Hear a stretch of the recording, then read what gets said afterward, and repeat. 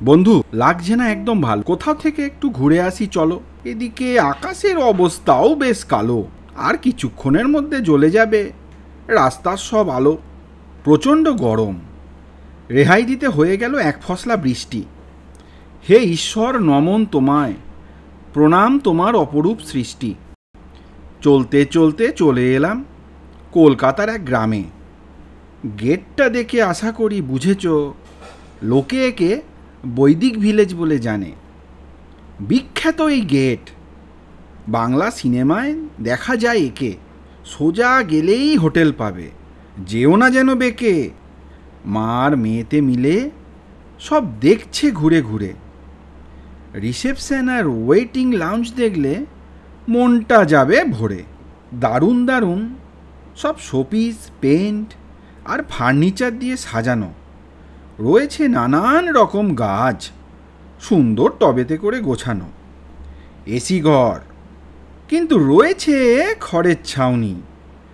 মার মেয়ে মিলে অর্ডার দিয়েছে চিজ বল আর ব্রাউনি। এই দেখো, চলে এলাম সুইমিং পুলে। পরিষ্কার এই নীল জলে একটু না নামলে চলে। নেমে পড়লাম সকলে মিলে, করতে জল কেলি। হাতে আছে প্রচুর সময়, দু একটা রিল করে ফেলি।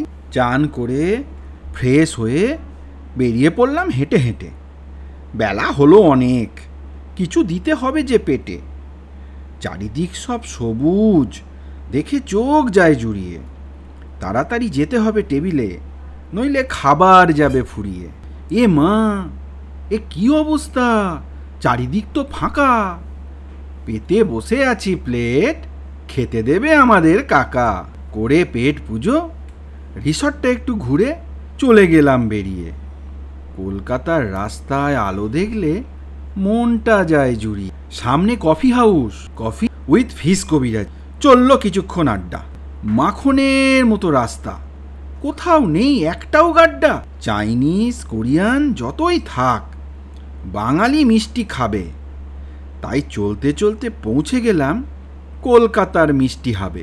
সুন্দর সাজানো দোকান, যেমন তার বাহার।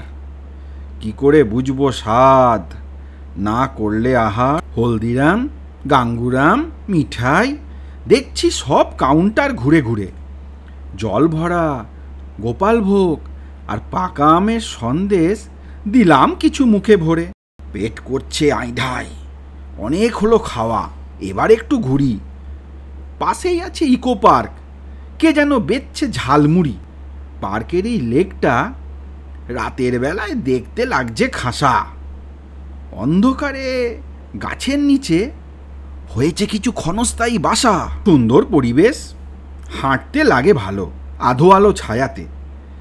আইফেল টাওয়ারে জুড়ি মেলা ভার আমাদের মন ভোলাতে। চলে এলাম স্টারবাক্সে, খেতে এক কাপ কফি।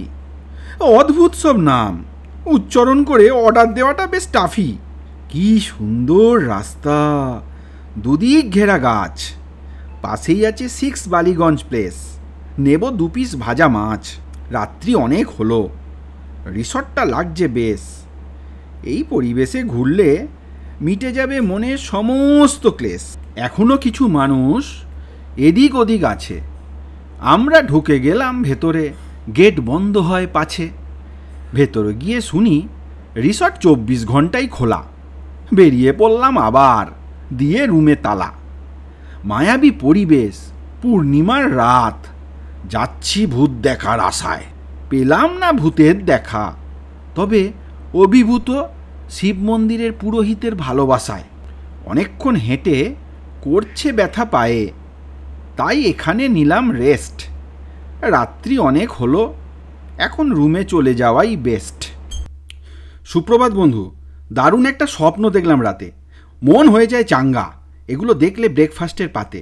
তোমরা সবাই জানো এখন চলছে সামার ভ্যাকেশন, তাই লাগলো বেশ ভালো করতেই একদিনের স্ট্যাকেশন। তবে এবার সময় হলো শেষ, বাড়ি ফিরে যাই। ভিডিওটা লাগলে ভালো একটা লাইক কিন্তু চাই। সিদ্ধিদাতা গণেশ সকলকে রেখো ভালো, সবার জীবনে জ্বলে উঠুক ভালোবাসার আলো।